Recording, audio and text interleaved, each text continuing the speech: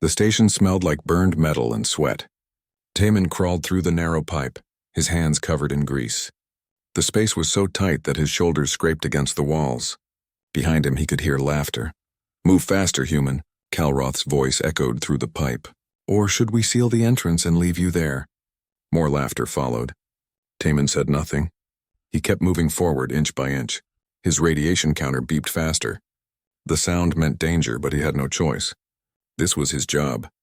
This was his life. Helios 7 was a mining station far from any major colony. It floated in dead space, pulling minerals from asteroids. The Vraxians owned it. They were tall creatures with scales like snakes and eyes that never blinked. They were strong. They were fast. And they hated humans. Taman had been working on the station for 8 months. Every day was the same. Wake up in the cramped quarters. Eat the thin paste they called food. Work until his body ached. Then sleep and do it again. But the work was not the worst part. The worst part was the others. Calroth ran the engineering section. He was a Vraxian with dark green scales and a voice like grinding rocks. He had 5 enforcers who followed him everywhere. 3 were Vraxians like him. 2 were Gorvoks, big creatures with thick skin and massive arms. They all enjoyed making Taman's life miserable. Weak human, they would say. Soft human. Useless human, they took his food. They broke his tools. They gave him the jobs that could kill him. And they laughed while doing it. Taman reached the leak in the coolant pipe. His hands shook as he pulled out his tools. The radiation was high here, too high. His counter screamed at him. But if he didn't fix it, the whole section would flood. People would die. Maybe even him. He worked fast. His fingers moved on instinct. Seal the crack. Apply the patch, test it. The leak stopped. Taman allowed himself one breath of relief. Then he crawled back. When he emerged from the pipe, Calroth was waiting. The Vraxian looked down at him with those cold eyes. "Took you long enough," Calroth said. He kicked Taman's toolbox. The tools scattered across the floor. "Clean that up." Taman got on his knees and picked up each tool. His hands trembled from the radiation exposure. He would be sick later. He always was after jobs like this. But he said nothing. He just collected his tools and walked away. In the small human quarters, there were 6 bunks. Only 3 were occupied now. Humans didn't last long on Helios 7. Some quit and left. Others died in accidents. Taman shared the space with 2 others. Yejin was a medic. She was young, maybe 25, with short black hair and tired eyes. She had been on the station for 4 months. She tried to keep everyone healthy, but there was only so much she could do with limited supplies. The other was Jiwon. She worked in the cafeteria, preparing food for the whole station. She was quiet and kind. Sometimes she would save extra rations for Taman when he worked double shifts. She was the only person on the station who smiled at him. "You look terrible," Hyejin said when Taman entered. She was sitting on her bunk reading something on a datapad. "Radiation job," Taman replied. He sat down heavily. His whole body ached. Hyejin came over with her medical scanner. She ran it over him and frowned. "You need treatment."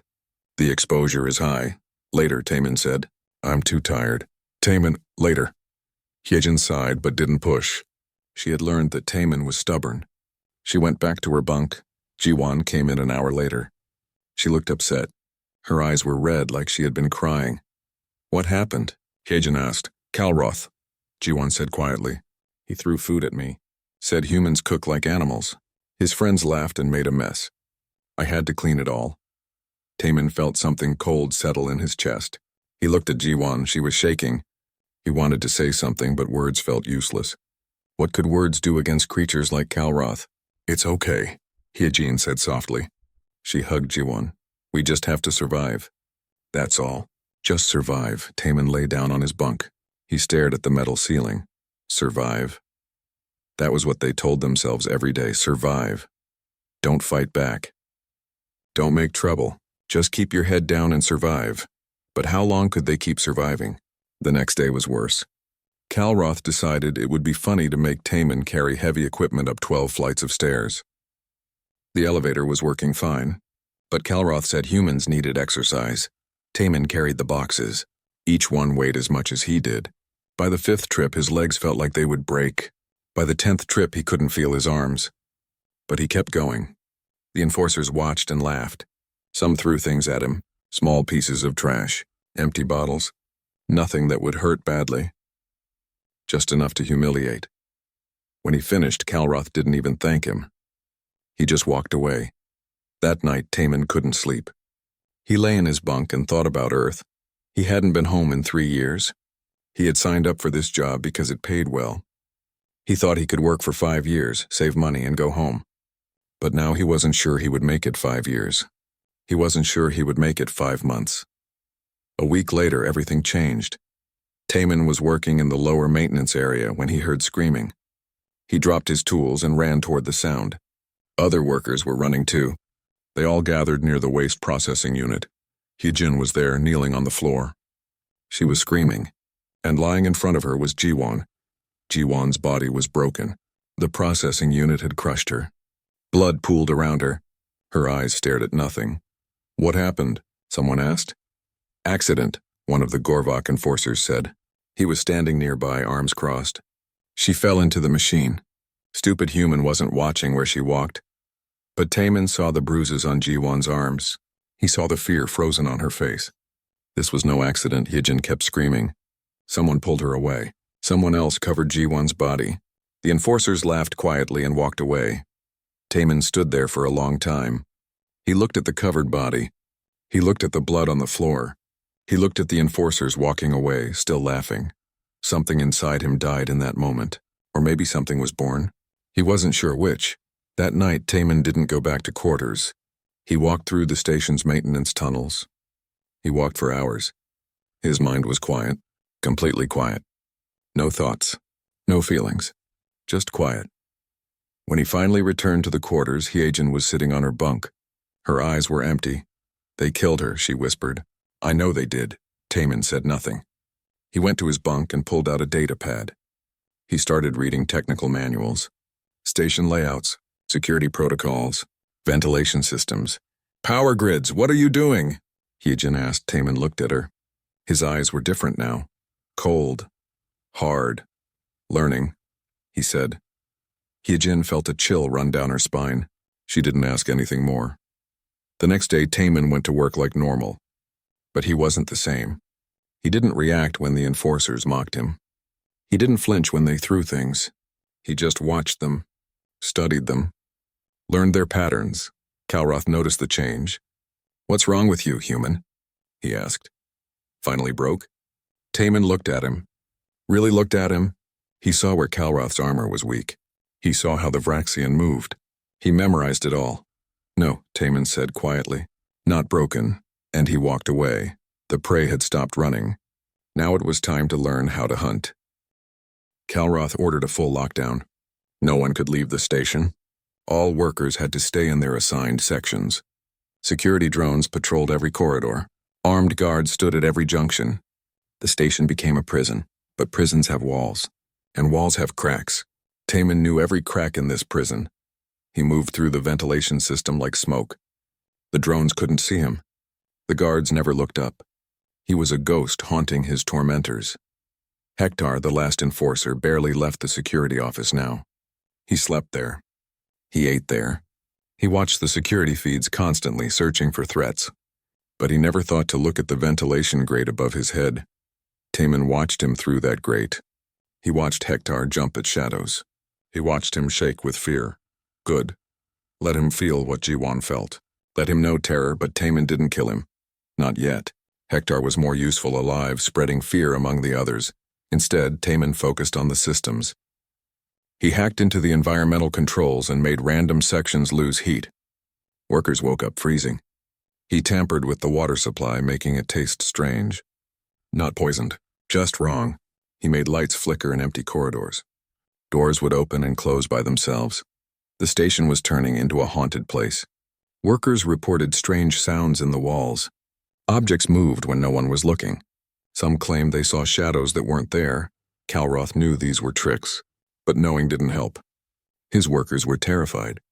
Some wanted to leave, but the lockdown meant no one could go. Taman left messages now. He would scratch words into walls where only Calroth's people would see them. "You're next. We remember. Justice comes." The Vraxians started arguing about who was responsible. Some blamed rival companies. Others thought it was a ghost. A few suspected the humans, but they couldn't prove anything. One night, Taman hacked into the station's communication system. He had been learning the system for weeks. Now he was ready.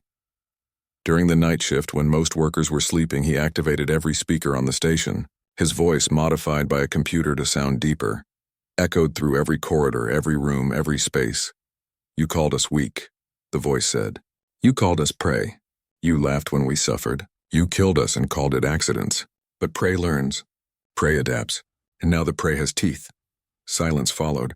Then Taman played audio files he had collected. Recordings of Kalroth and his enforcers mocking humans, laughing about Jiwan's death, bragging about the humans they had hurt. All of it broadcast for everyone to hear.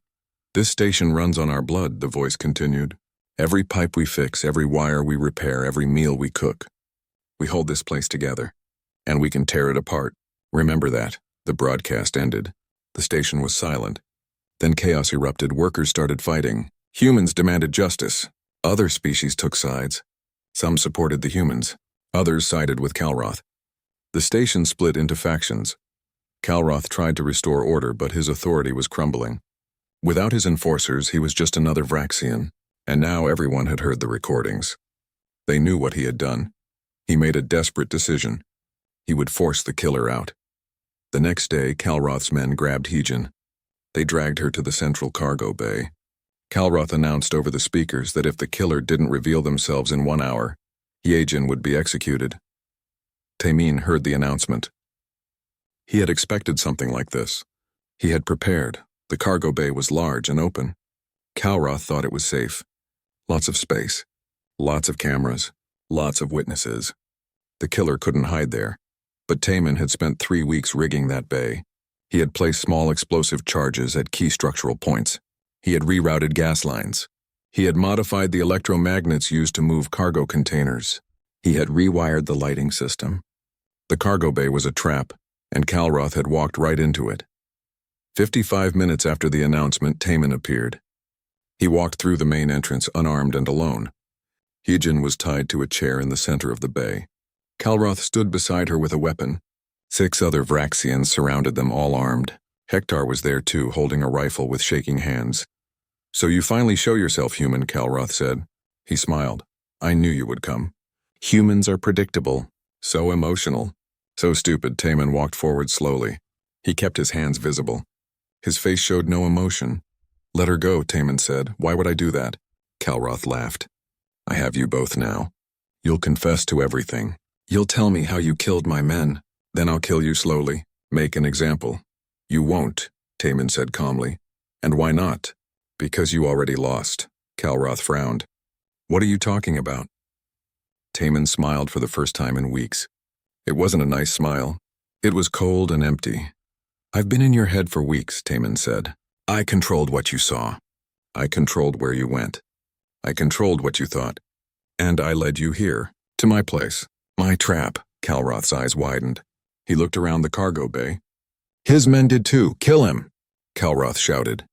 Taman pressed a button on a small device in his pocket. The lights went out. Complete darkness swallowed the bay. Emergency lights should have activated. They didn't. Taman had disabled them. Shouts filled the darkness. The Vraxians fired their weapons blindly. Energy bolts lit up the bay in brief flashes. But they hit nothing. Taman had already moved. He activated the electromagnets. The magnetic pulse disabled the Vraxian weapons. They were all based on energy technology. The pulse fried their circuits. Suddenly, the armed Vraxians were holding useless metal. Then the explosion started. Small charges detonated at the exits. The doors warped and jammed. No one could leave. The bay became a sealed box. Gas hissed from hidden vents. Not toxic gas. Just smoke. Thick white smoke that filled the bay. The Vraxians couldn't see. They couldn't breathe properly. They stumbled around, coughing and shouting. Taman moved through the smoke like a shadow. He wore a breathing mask he had stolen weeks ago. He wore thermal goggles that let him see heat signatures. The Vraxians glowed like bright targets. He carried a long metal rod, sharpened at one end, heavy at the other. A simple weapon, effective. The first Vraxian died quickly. The rod punched through his throat. He dropped without a sound. The second tried to run. Taman caught him from behind. He used a piece of cable to wrap around the Vraxian's neck. The alien clawed at the wire, but Taman held tight. After 30 seconds, the Vraxian went limp. The others realized they were being hunted. They tried to group together, but the smoke was too thick. They couldn't find each other. Taman picked them off one by one. He was patient. He was precise. He used the environment. A Vraxian stumbled near a cargo container. Taman activated the magnet. The container swung and crushed the alien against a wall. Another Vraxian fired a backup weapon, a simple projectile gun. The shots went wild. Taman waited until the gun was empty. Then he attacked. The rod crashed into the Vraxian's skull. The alien fell and didn't get up. Hector, the last enforcer, ran blindly through the smoke. He screamed for help. No help came. He tripped over a body. Maybe his own friend. He crawled forward, sobbing. Taman appeared in front of him. Hector looked up and saw a shape in the smoke. Human-sized, but the eyes were wrong. They glowed red in the darkness from the thermal goggles. "Please," Hector begged. "Please, I'm sorry. I didn't want to hurt anyone. Kalroth made me, please." Taman looked down at him. "Did Jiwan beg?" he asked quietly. "Did she say please?" "I don't know. I wasn't there." "You laughed when they told the story," Taman said. "I heard you, the rod came down." Hector stopped begging, only Kalroth remained. The Vraxian leader had moved to where Hyejin was tied. He held a knife to her throat. "Not an energy weapon, just a simple blade. I'll kill her," Kalroth shouted into the smoke. "I'll kill her right now." "Go ahead." Taman's voice came from somewhere in the smoke. "Everywhere and nowhere, what?" Kalroth sounded confused. "I said go ahead. Kill her, add one more to your list. One more human life you destroyed." "Go ahead." Hyejin closed her eyes. She wasn't afraid anymore. She was tired. Tired of being afraid. Tired of this place. If this was the end, so be it. But Kalroth hesitated. He realized the truth. Taman wasn't bargaining. Wasn't pleading. The human had already accepted that Hyejin might die. He would kill Kalroth either way. "You're insane," Kalroth whispered. "No." Taman's voice came closer. "I'm just not prey anymore." Kalroth swung the knife at the sound. He hit nothing. Then something grabbed his wrist, twisted. The bone snapped with a loud crack. Kalroth screamed. The knife fell. Taman appeared in front of him. He removed the thermal goggles so Kalroth could see his face. His human face. Young, tired, and absolutely without mercy. "This is for Jiwan," Taman said. He dragged Kalroth across the bay. The Vraxian tried to fight, but his broken wrist made him weak. Taman opened a cargo container. An empty one. He threw Kalroth inside. "What are you doing?" Kalroth shouted. "You can't." Taman sealed the container. Then he activated the launch mechanism. The container was meant for shipping materials to ships. It shot out through an airlock into space. Kalroth's screams were cut off when he hit vacuum. The container tumbled away into the darkness. Inside, Kalroth had about 30 seconds before his air ran out. 30 seconds to think about everything he'd done, then nothing. Taman stood at the airlock window and watched the container disappear. He felt nothing, empty, tired. He turned back to the cargo bay. The station fell into chaos. With Kalroth dead and his enforcers gone, no one knew who was in charge. Workers gathered in groups, whispering. Some were happy the tyrants were gone. Others were terrified of what would come next. The remaining Vraxians locked themselves in their quarters. They had heard what happened in the cargo bay. They had seen the bodies. A single human had killed 8 armed Vraxians. It seemed impossible. But the proof was there, lying in pools of green blood. Taman didn't hide. He walked through the station openly. Workers stepped aside when they saw him. Some looked at him with fear, others with respect. A few humans nodded to him. He had done what they all wished they could do. He had fought back. Hyejin stayed close to him. She was still processing everything she had seen. The quiet engineer she knew was gone.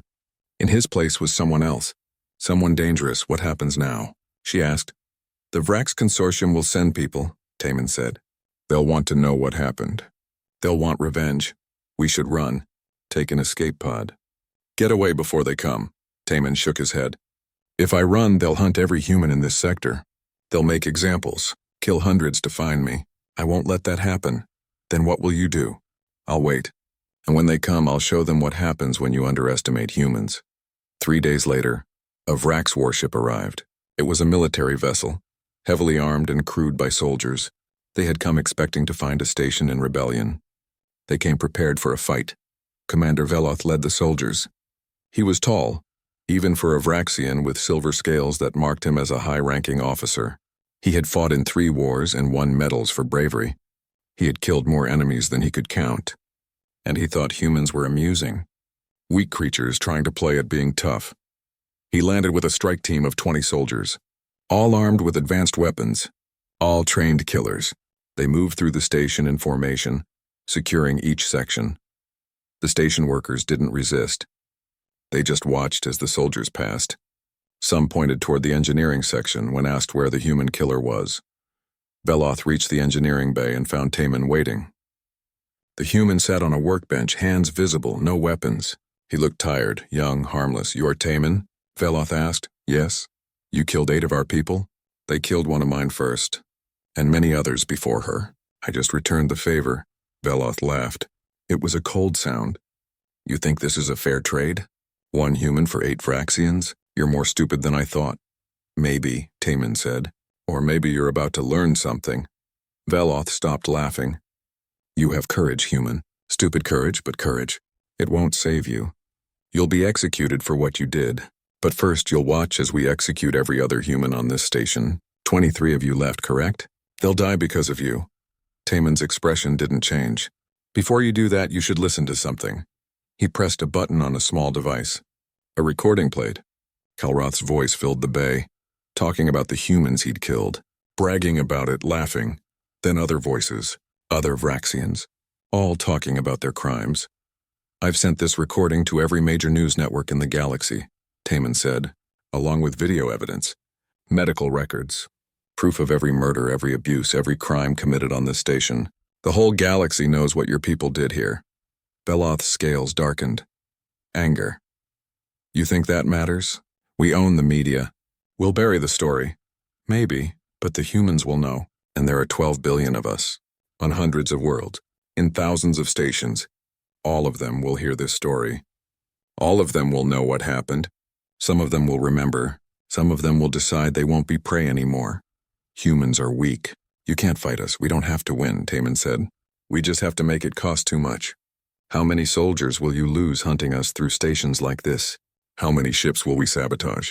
How many of your people will die in accidents before you realize we're not worth the trouble?" Veloth stared at him. The human was right, and that made him angry. Fighting insurgents on hundreds of stations would be a nightmare. It would cost resources, time, and lives. "This is your plan? Start a war?" "No, this is my offer. You let the humans on this station go. All of them. Safe passage to human space. You don't hunt us. You don't take revenge. In return, I'll come with you. Quietly, you can execute me. Make your example. Blame everything on one crazy human. Bury the recordings. Save face, and if I refuse, then I've rigged this entire station to explode. Antimatter charges in the reactor core. If I don't send a signal every hour, they detonate. Your ship is docked. You're close enough to die with the rest of us." Veloth's soldiers raised their weapons, but Veloth held up a hand. He looked at Taman carefully. The human wasn't bluffing. He could see it in those eyes. This human would blow up the entire station just to take them all down. "You'd kill yourself?" Veloth asked. "I've been dead since they killed G1, Taman said. "I'm just deciding how many of you to take with me." Silence filled the bay. The soldiers waited. Veloth thought. The smart move was to accept the deal. 1 human's death was worth avoiding an explosion. Worth avoiding a war. The consortium wouldn't want this story to spread. Better to handle it quietly. "Fine," Veloth said. "The humans can go, but you come with us, and you'll disarm those charges. After the humans are safe on a transport heading to human space.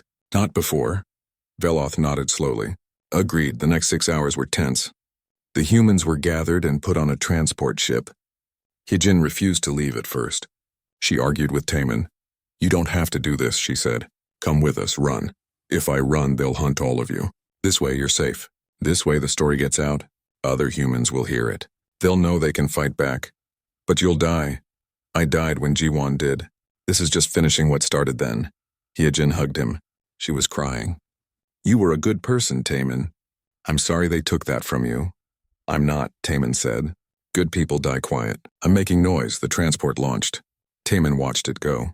Then he turned to Veloth. Time to disarm your bombs, Veloth said. Taman smiled. There are no bombs. Veloth's eyes widened. What? I lied. There's no antimatter. No charges.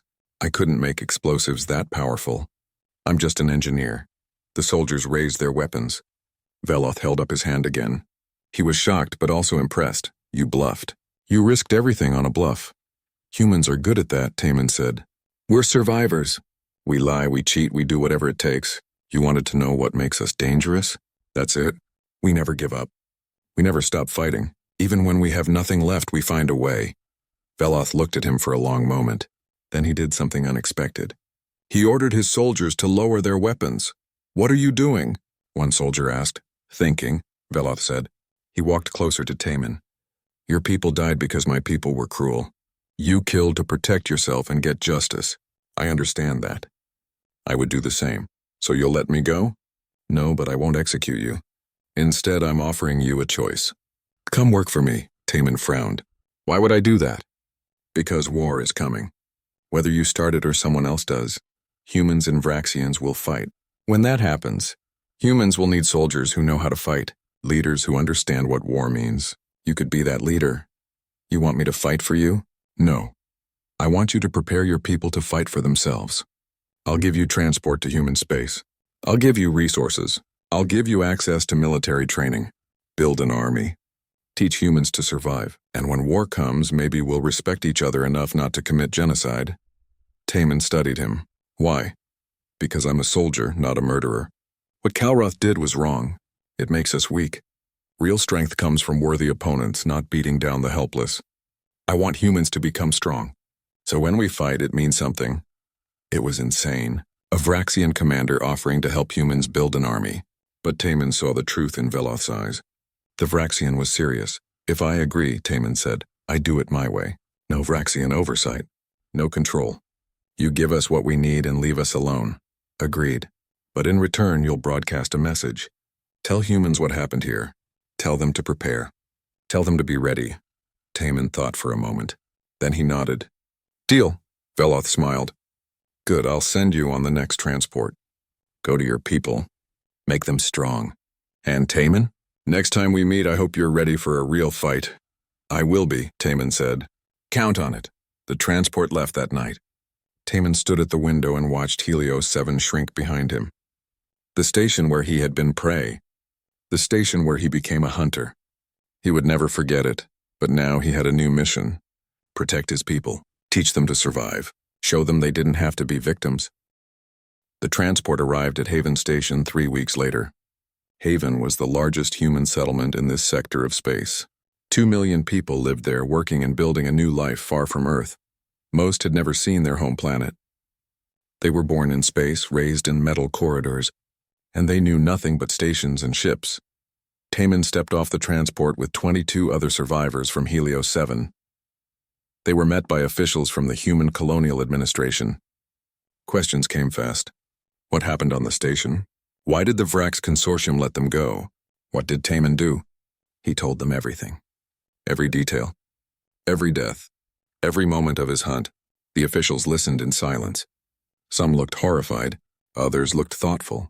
When he finished, the room was quiet for a long time. You started a war, one official finally said. No, Taman replied. The war started when they killed Jiwan, when they killed hundreds of other humans before her. I just made sure someone fought back. What you did was murder. What they did was murder. I just called it by its real name. The officials argued among themselves. Some wanted to arrest Taman. Others wanted to use him. A few wanted to send him back to the Vrax to avoid trouble. But then the recordings went public. Taman had sent copies to every major network before leaving Helios 7. The recordings of Kalroth and his enforcers. The proof of their crimes. Within days, the whole galaxy had heard them. News outlets across hundreds of worlds played the recordings. Humans everywhere listened to their people being mocked, hurt, and killed. Protests started. On stations. On colonies, on ships. Humans stopped working. They marched in the corridors. They demanded justice. They demanded respect. Some colonies declared independence from alien corporate control. Some stations expelled Vraxian overseers. Violence broke out in a few places. Aliens were killed. Humans were killed. The galaxy was changing, and at the center of it all was one name: Taemin, the human who fought back, the prey who became a predator, the quiet engineer who showed the galaxy that humans could bite. The human colonial administration realized they couldn't arrest him. He was a symbol now. Arresting him would cause riots. Instead, they gave him what Veloth had promised: resources, access, authority. Taemin was given command of a new organization, the Human Defense Initiative. His mission was simple: train humans to protect themselves.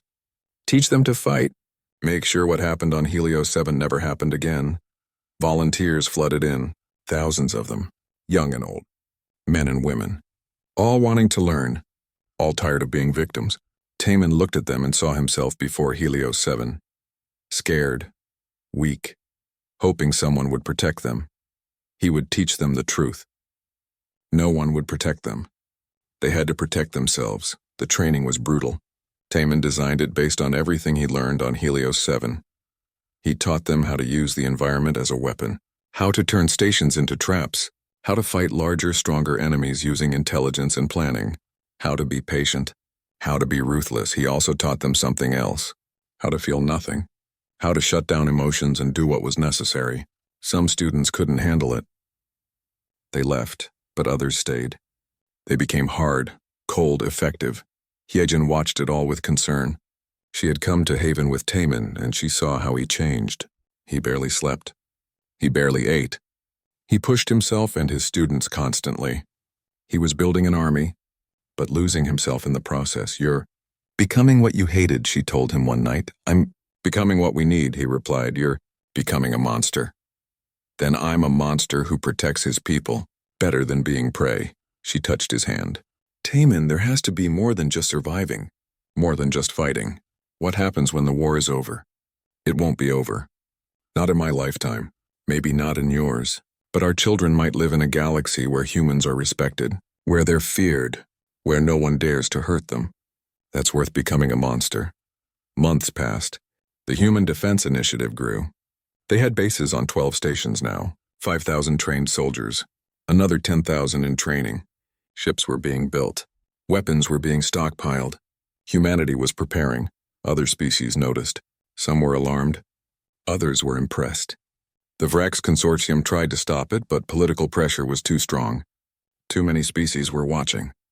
If the Vrax attacked humans now, it would look like genocide. They couldn't afford that. Commander Veloth visited Haven once. He came alone, wearing civilian clothes. He found Taemin in a training facility, watching students practice hand-to-hand combat. "You've built something impressive," Veloth said. "Thanks to you," Taemin replied. "Why did you really help us?" Veloth watched the students. "I told you. I wanted worthy opponents. But there's more. I saw what we were becoming. Kalroth wasn't unique. There are thousands like him. My people grew arrogant. We forgot that strength comes from challenge, not from crushing the weak. You reminded us. By killing your people, by fighting back, by refusing to be victims. That's respectable." Veloth paused. "War is coming, Taemin. My government won't admit it, but I know. Too much has changed. Too much anger. When it starts, will you be ready? We'll never be ready. But we'll fight anyway. That's what humans do." Veloth nodded. "I look forward to facing you on a real battlefield. As enemies who respect each other." "Why wait?" Taemin asked. He pulled out a practice weapon and tossed it to Veloth. "Let's see if your training is better than mine." Veloth caught the weapon and smiled. They fought for 20 minutes. Both were skilled. Both were fast. But Taemin had something Veloth didn't. He had fought for survival, not for sport. He had learned in darkness and fear and rage. When the match ended, Veloth was on the ground, the practice weapon at his throat. "You win," Veloth said, breathing hard. "This time," Taemin replied. He helped Veloth up. "Teach them well," Veloth said. "Because when we meet again, I won't hold back." "Neither will I." Veloth left. Taemin never saw him again, but he thought about him sometimes. The Vraxian who gave him a chance. The enemy who understood. 2 years after Helios 7, Taemin stood in a large training hall on Haven Station. Before him were 3,000 soldiers, all human, all trained, All ready. They wore armor marked with a symbol, a broken chain. It represented their freedom, their refusal to be slaves or victims. Taman looked at them. He was only 28 now, but he felt ancient. The weight of everything he had done, everyone he had killed, pressed down on him. But he couldn't stop. Not yet, they call us weak, he said. His voice echoed through the hall. They call us soft. They look at us and see prey. Easy targets. Things to use and discard. The soldiers listened. Their faces were hard. Ready. Let them think that, Taman continued. Let them underestimate us. Because we know the truth. Humans survive. We adapt, we overcome. We've survived ice ages and plagues. We've survived wars and disasters. We've survived everything this universe has thrown at us, and we'll survive this too. He walked along the lines of soldiers, looking at each face, each person who trusted him. You're not here to be heroes. You're here to protect our people, to make sure what happened on Helio 7 doesn't happen again, to show the galaxy that humanity will not be prey anymore. Some of you will die doing this. Some of you will do terrible things, but you'll do them so others don't have to, so children can grow up safe, so families can live without fear. He stopped and faced them all. The galaxy thinks we're weak, but we're not weak. We're patient. We wait, we watch, we learn. And when the time comes, we strike. Fast, hard, without mercy. Because that's what predators do. And make no mistake, we are predators now. The soldiers raised their fists. 3,000 voices shouted as one, we are predators. The sound echoed through Haven Station, through the corridors, through the halls. Other humans heard it. Workers stopped and listened. Children looked up at their parents. Everyone felt it. A shift. A change. Humanity was done being prey. Across the galaxy, on hundreds of stations and ships and colonies, humans heard about Taman. About the engineer who became a legend. About the quiet man who refused to die quietly. Some called him a hero. Some called him a monster. Some called him necessary. But everyone agreed on one thing. He changed everything. In dark corners and forgotten places, humans who had been beaten down started fighting back. They used Taman's methods. They turned their workplaces into traps. They organized. They planned. They struck. And species that had treated humans as less than them started to understand, started to fear. The Vrax Consortium tried to control the story. They called Taman a terrorist, a criminal, an exception, but the recordings were everywhere. The proof was everywhere, and humans everywhere knew the truth. One day, Hijin found Taman standing alone on an observation deck. He was looking out at the stars. At the vast darkness of space, what are you thinking? She asked. About Jiwan, he said quietly. About all of them. The ones who died. I wonder if this is what they would have wanted. All this violence. All this anger. I think they would have wanted to be alive, Hijin said. But since they couldn't have that, I think they would have wanted justice. And you gave them that. Did I? Or did I just create more violence? Maybe both. Maybe that's the price of change. Nothing good comes easy, Taman nodded. He was tired, so tired. But he couldn't rest, not yet. Too many people depended on him. Too many looked to him for guidance. I've become what I fought against. 2 weeks passed. Taman worked in silence. He fixed pipes and repaired machines. He ate his small portions of food. He slept 4 hours each night. And he watched. Every move Kalroth made, Taman noticed. Every route the enforcers walked, Taman memorized. He knew when they changed shifts. He knew where they went to drink. He knew which tunnels they avoided because the lighting was broken. The station was his now. He understood it better than anyone. Every pipe, every wire, every hidden passage. He had been crawling through these spaces for months. Now that knowledge became a weapon. Yijin watched him with growing fear. Taman barely spoke anymore. He moved like a ghost through their quarters. Sometimes she would wake up in the middle of the night and find his bunk empty. He would return hours later, covered in dust from the ventilation shafts. Taman, what are you doing? She asked one night. He looked at her. His eyes were empty. What I have to do? Please don't do anything stupid. They'll kill you. Maybe, he said. Or maybe not. That was all he would say. The first one was Borak. He was a Gorvok, one of Kalroth's favorites. Borak was huge, with arms like tree trunks and a laugh that sounded like rocks breaking. He enjoyed hurting humans. Once he had grabbed Taman and squeezed his ribs until one cracked. Just for fun, Taman followed Borak for 3 days. He learned the Gorvok's routine. Every night after his shift, Borak went to the lower maintenance tunnels to smoke. He liked the privacy. He would sit there for 30 minutes alone. On the 4th night, Taman was waiting. He had spent hours preparing. He sealed all the tunnel exits except one. He disabled the ventilation in that section. He rigged a canister of compressed gas mixed with industrial solvent, the kind they used to clean machines, the kind that was toxic in enclosed spaces. Borak entered the tunnel at his usual time. He sat down and lit his pipe. He didn't notice the human watching from the darkness above. Taman waited. Patience was important. He counted Borak's breaths. He watched the smoke curl from the pipe. Then he released the gas the canister hissed. White vapor filled the tunnel. Borak stood up fast, confused. He tried to run to the exit but found it sealed. He pounded on the metal door. His fists made loud booming sounds. Taman watched through a small maintenance window. He watched as Borak's pounding grew weaker. The Gorvok fell to his knees, clawing at his throat. His mouth opened in a silent scream. Then he fell forward and didn't move. Taman waited 10 more minutes. Then he opened the vents and let the gas clear. He unsealed the doors. He checked Borak's body with a scanner. Dead. Then he positioned the body to make it look like an accident.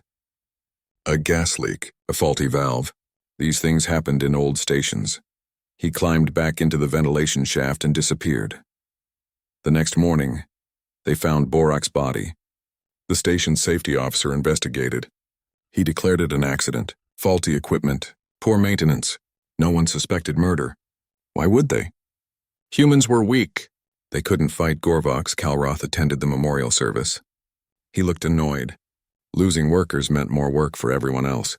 But he showed no suspicion. Taman watched from a distance. He felt nothing, no guilt. No satisfaction. Just nothing. 2 days later, another enforcer died. This one was a Vraxian named Torvek. He worked in the power distribution center. He enjoyed cutting the power to human quarters in the middle of the night, just to hear them stumble around in darkness. Torvek died when a power conduit exploded. The official report said he failed to follow safety protocols. The blast threw him into a wall. His neck broke on impact. Quick, painless. Taman had spent 6 hours rewiring the conduit to overload at the exact moment Torvek would perform his routine inspection. The timing had to be perfect. It was. After the second death, the enforcers started talking. 2 accidents in 1 week seemed strange, but accidents happened on stations like this.